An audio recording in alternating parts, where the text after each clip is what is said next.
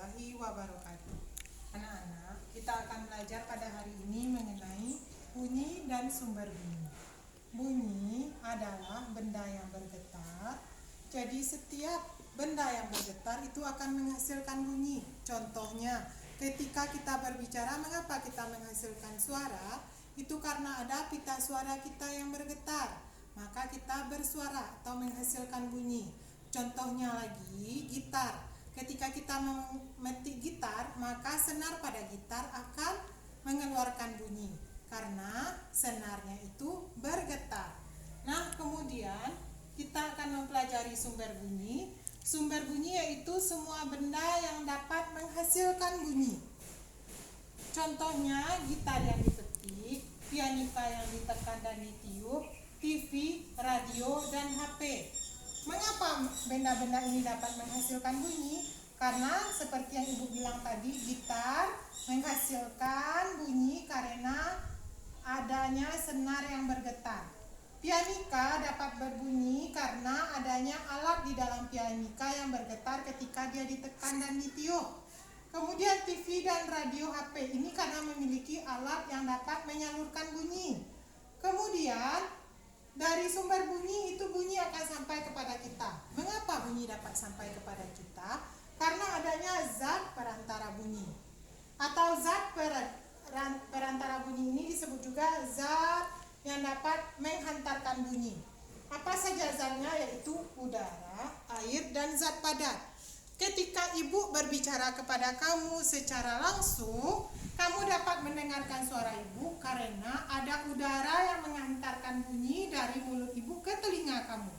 Nah, para penyelam di dalam air dapat mendengar suara lumba-lumba, suara ikan paus karena bunyi dihantarkan oleh air dari ikan paus kepada para penyelam. Begitu pula pada zat padat. Bunyi dapat kita dengarkan melalui perantaraan zat padat. Kemudian ada bunyi pantul.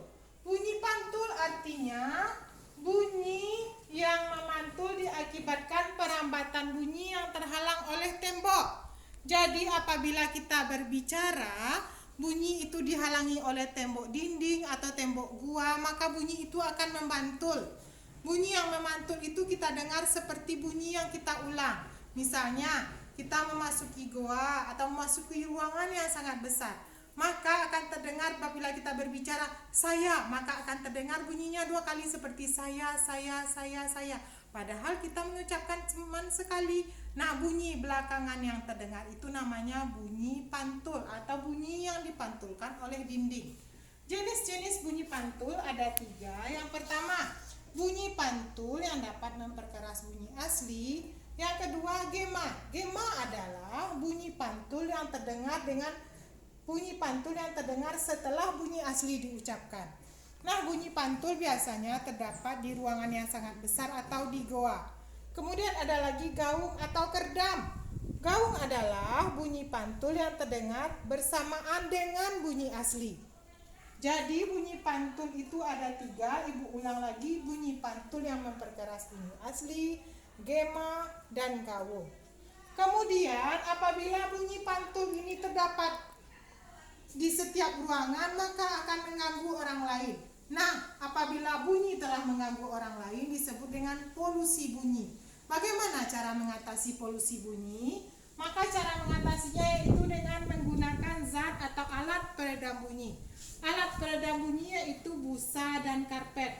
Mengapa busa dan karpet dapat meredam bunyi atau menghilangkan bunyi pantul? Karena busa dan karpet dapat menyerap bunyi, sehingga tidak ada lagi bunyi pantul yang terjadi. Kemudian ada jenis-jenis bunyi. Jenis-jenis bunyi ada 3. 1 yaitu bunyi infrasonik. Bunyi infrasonik mempunyai frekuensi di antara 0 sampai 20 Hz. Yang didengar hanya oleh jangkrik. Kita manusia tidak dapat mendengar bunyi yang berfrekuensi infrasonik. Kemudian ada bunyi audiosonik. Audiosonik adalah bunyi yang mempunyai frekuensi 20 sampai 20.000 Hz. Ini dapat kita dengar atau didengar oleh manusia. Kemudian ada bunyi ultrasonik, frekuensinya di atas 20.000 Hz didengar oleh ikan paus dan lumba-lumba. Manusia tidak dapat mendengarnya. Nah, kembali kepada bunyi pantul. Bunyi pantul itu terdapat di ruangan yang sangat besar.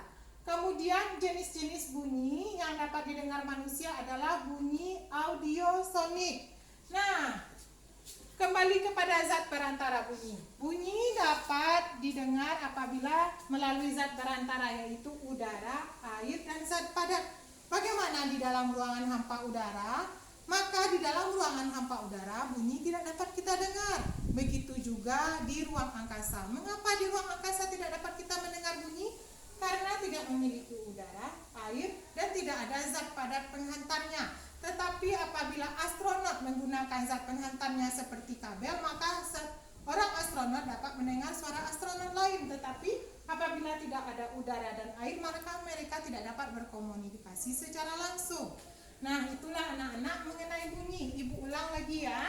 Bunyi adalah benda yang bergetar. Jadi setiap benda yang bergetar menghasilkan bunyi. Kemudian sumber bunyi adalah semua benda yang menghasilkan bunyi.